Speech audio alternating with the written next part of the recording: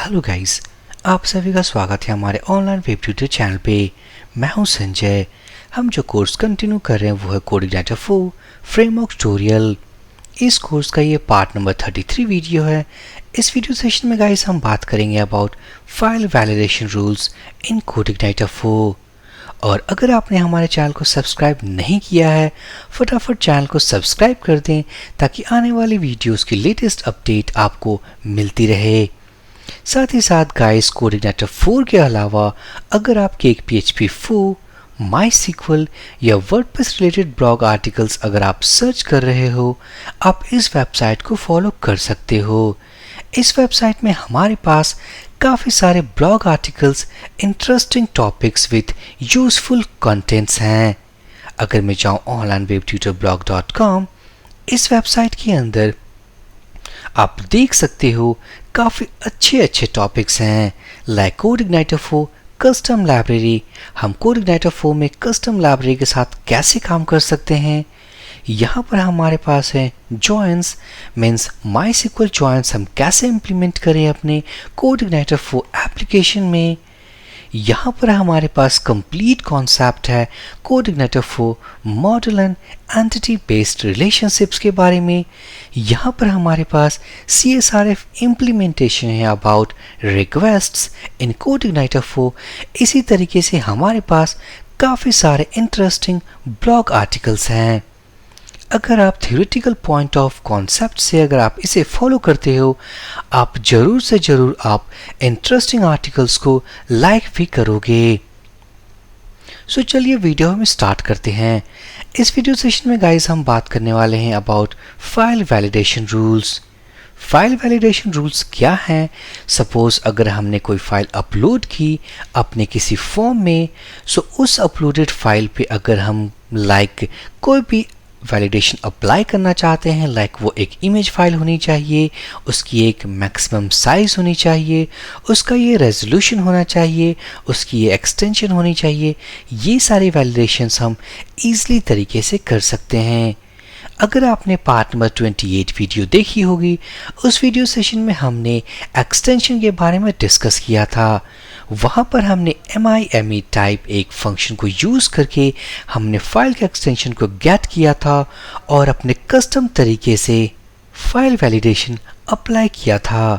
अगर मैं जाऊँ अपने एडिटर पे, ये रही हमारी ये साइट कंट्रोलर। अगर मैं इसके अंदर स्क्रॉल करूँ तो ये रही वो माई फाइल मेथड, जिसके अंदर हमने एक वैलिड फाइल टाइप्स का एक एरे बनाया था और इमेज अपलोड करने के बाद हमने उसकी MIME टाइप को गेट करके चेक किया था। अगर वो इस एरे में एग्जिस्ट करती हो, इसका मतलब वो फाइल वैलिड है, otherwise that file was invalid. So ये हमारा कस्टम मीन्स चेक पॉइंट था फाइल टाइप चेक करने के लिए। लेकिन इस वीडियो सेशन में हम कोडिग्नाइटर 4 के स्टैंडर्ड फाइल वैलिडेशन रूल्स के बारे में डिस्कस करने वाले हैं। अगर मैं जाऊँ codeIgniter.com, ये ऑफिशियल वेबसाइट है, मैं क्लिक करूँगा डॉक्यूमेंटेशन पे। ये रही कोडिग्नाइटर 4 ऑनलाइन यूज़र गाइड, मैं इस पर क्लिक करूँगा। यहाँ पर हमारे पास है लाइब्रेरी रेफरेंस, मैं इस पर क्लिक करूँगा। ये रही हमारे पास वैलिडेशन, इस पर भी मैं क्लिक करूँगा। और साथ ही साथ ये है हमारी कंप्लीट वैलिडेशन गाइड इनसाइड कोडिग्नाइटर 4। यहाँ पर हमारे पास एक अवेलेबल रूल्स का एक सेक्शन है। इसके अंदर है हमारे पास रूल्स फॉर फाइल अपलोड, मैं उस पर सिंपली क्लिक करूँगा और यहाँ पर देख सकते हैं हमारे पास काफ़ी सारे रूल्स हैं। ये वो रूल्स हैं जो कि हम फाइल अपलोड पे इम्प्लीमेंट कर सकते हैं। जैसे कि हमारे पास अपलोडेड, अगर हमने बिल्कुल सेम की यूज़ की है या नहीं, इसके ज़रिए हम गेट कर सकते हैं। मैक्स साइज़, ये साइज़ वैलिडेशन के लिए है। मैक्स डायमेंशन, ये है किसी फाइल की मीन्स इमेज फाइल की रेजोल्यूशन के लिए, उसकी हाइट और विड्थ ये होनी चाहिए। MIME इन, इसका मतलब कि जो हमने फाइल अपलोड किया हुआ है उसकी MIME टाइप इस के अंदर होनी चाहिए। ये मीन्स ये सारे हमारे पास एरे वेरिएबल्स है जिसके अंदर हमें वैल्यू पास करनी होगी। ये है ext_in, इसका मतलब जो हमने फाइल अपलोड किया है उसकी एक्सटेंशन क्या हमारे लिस्ट में अवेलेबल है। अगर अवेलेबल है देन इट्स ओके, अगर अवेलेबल नहीं है इसका मतलब we have invalid error. Next है हमारे पास age_image। age_image returns true if the uploaded file should be an image file। अगर वो इमेज फाइल होगी इसका मतलब each image जो हमारा वैलिडेशन रूल है ये ट्रू रिटर्न्स करेगा, otherwise we have some error. So हम यूज करने वाले हैं, यहाँ पर हमारे पास एक सिंपल सा कोड स्निपेट भी अवेलेबल है, जैसे कि ये हमारा एक इनपुट टाइप फाइल एलिमेंट है। ये हमने अपने कंट्रोलर में ऐड किया लाइक अवतार जो कि नेम एट्रीब्यूट है। इसके अंदर हमने अपलोडेड ये यूज़ किया, साथ ही साथ मैक्स साइज, और ये जो आप देख सकते हो जो फर्स्ट वैल्यू यहाँ पास्ट है इन लाइक वैलिडेशन रूल्स में ये नेम एट्रीब्यूट है। इसका मतलब जितने भी एट्रीब्यूट्स इस लिस्ट में अवेलेबल हैं इनको यूज़ करने के पहले हमें फर्स्ट पैरामीटर जो पास करने हैं वो नेम एट्रीब्यूट होगा, उसके साथ ही हम उसके रिस्पेक्टिव वैल्यूज़ को पास कर सकते हैं। सो मैं जाऊंगा अपने एडिटर पे, हम इम्प्लीमेंट करने वाले हैं। ये रहा हमारा माय वैलिडेशन, और इसके अंदर मैं अगर इन सारे एलिमेंट्स को रिमूव कर दूं, मैं सिंपली यहाँ पर एक इनपुट टाइप फाइल ऐड करने वाला हूँ लाइक इनपुट टाइप फाइल, और इसका जो नेम एट्रीब्यूट होगा अगर मैं कहूँ कि प्रोफाइल अंडरस्कोर इमेज है। ये फॉर्म सबमिट कर रही है माय वैलिडेशन। मैं राउट्स पे जाऊँगा, सर्च करूँगा, ये रही साइट कंट्रोलर के अंदर माय वैलिडेशन मेथड। मैं यहाँ इसे सर्च करूँगा और इसके अंदर हम अपने फॉर्म को प्रोसेस करने वाले हैं। मैं यहाँ जाऊँगा और यहाँ पर हम एक फाइल वैलिडेशन रूल इम्प्लीमेंट करने वाले हैं। मैं इसे कमेंट कर दूंगा ये रूल्स, और इस रूल्स के अंदर मैं फाइल अपलोड के कुछ रूल्स को ऐड करने वाला हूँ। मैं माय वैलिडेशन पे जाऊँगा, प्रोफाइल इमेज ये नेम एट्रीब्यूट है, प्रोफाइल इमेज यहाँ पर जाने के बाद मैं डिफाइन करूँगा डबल कोट्स, और इसके अंदर हम अपने रूल को डिफाइन करेंगे। सो हमारा सबसे पहला रूल होगा, अगर हमने जो फाइल अपलोड किया है इस इनपुट टाइप फील्ड से बिल्कुल वही फाइल हम यहाँ पर गेट कर रहे हैं कि नहीं, उसके लिए एरर है, and that validation rule is called uploaded. Simply मैं उसे कॉपी करूँगा, पेस्ट करूँगा, और इसके अंदर हमें वो नेम एट्रीब्यूट पास करना है जिसके जरिए हम फाइल अपलोड करने वाले हैं। सो ये चेक करेगा जो फाइल हमने अपलोड की है अपने इस फॉर्म से, वही फॉर्म को यहाँ हम वैलिडेट कर रहे हैं या नहीं। नेक्स्ट मैं यूज़ करूँगा age_image। मैं इसे कॉपी करूँगा, यहाँ मैं इसे पेस्ट करूँगा। इसके अंदर भी जो हमें फर्स्ट पैरामीटर पास करना है वो होगा हमारा नेम एट्रीब्यूट। मैं इसे कॉपी करूँगा, पेस्ट करूँगा। age_image वो वैलिडेशन रूल है जो कि अपलोडेड फाइल में इमेज प्रॉपर्टी को सर्च करेगी। अगर वो अपलोडेड फाइल इमेज होगा then it is okay, otherwise we have validation rule. So हम इन दोनों रूल्स के साथ अपने फॉर्म को सबमिट करने वाले हैं। मैं सेव करूँगा।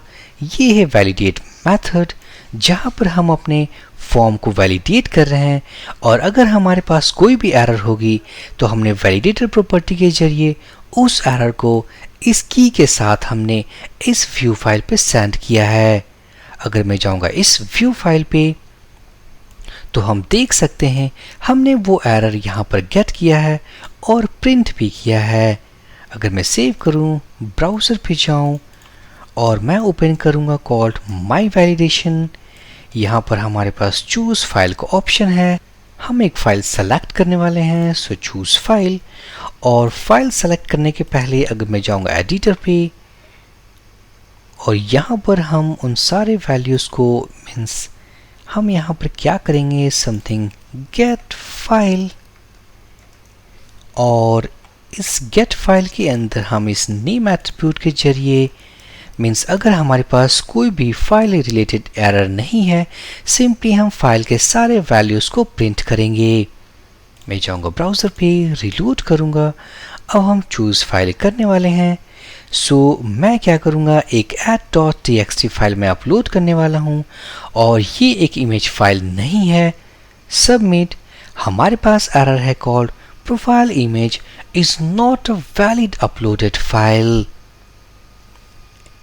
हमारे पास वैलिडेशन एरर आ चुकी है। अगर मैं एक इमेज फाइल अपलोड करूं, क्लिक ऑन सबमिट, दोबारा से हमारे पास एरर आई है। ये एरर इस बार नहीं आनी चाहिए, लेकिन हमारे पास एरर है और वो इसलिए है क्योंकि आई थिंक फाइल अपलोड नहीं हो रही है और हमें यहाँ पर actually we are uploading a file.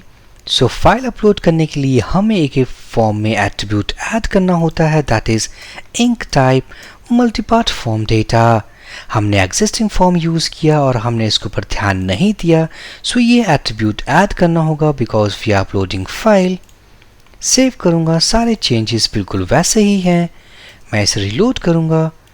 अब हम एक फ़ाइल सेलेक्ट करते हैं, ये इमेज फाइल है और हम देख सकते हैं हमारे पास फाइल के सारे एट्रीब्यूट्स आ चुके हैं। अगर सपोज हमने कोई फाइल ऐसे सेलेक्ट की जो कि इमेज फाइल नहीं है, लाइक हमने एक PDF फाइल सेलेक्ट की, submit, profile image is not valid uploaded image file. So ये था guys simplest video to validate file validation. इसी तरीके से हम यहाँ पर मैक्स साइज भी यूज़ कर सकते हैं, लाइक मैं यूज़ करूँगा पाइप सिंबल max_size और यहाँ पर हम सबसे पहला जो एट्रीब्यूट पास करेंगे वो होगा हमारा प्रोफाइल इमेज और जो नेक्स्ट वैल्यू होगा वो होगा हमारा मैक्सिमम इमेज की साइज़। तो मैं यहाँ पर अगर मैं पुट करूँ 1024 तो ये जो साइज़ होगी वो होगी KB में। इसका मतलब जो हम फाइल अपलोड करने वाले हैं वो मैक्सिमम 1 MB की हो सकती है। इसके बाद अगर हमने मैक्सिमम साइज की फाइल अपलोड की तो हमारे पास एरर आ सकता है समथिंग इनवैलिड इमेज फाइल। यहाँ पर हमने ये प्रॉपर्टी ऐड कर दिया है। अगर मैं जाऊँ ब्राउज़र पे, रिलोड करूँ, चूज़ फाइल और मैं इमेज फाइल सेलेक्ट करने वाला हूँ अपने लिस्ट पे।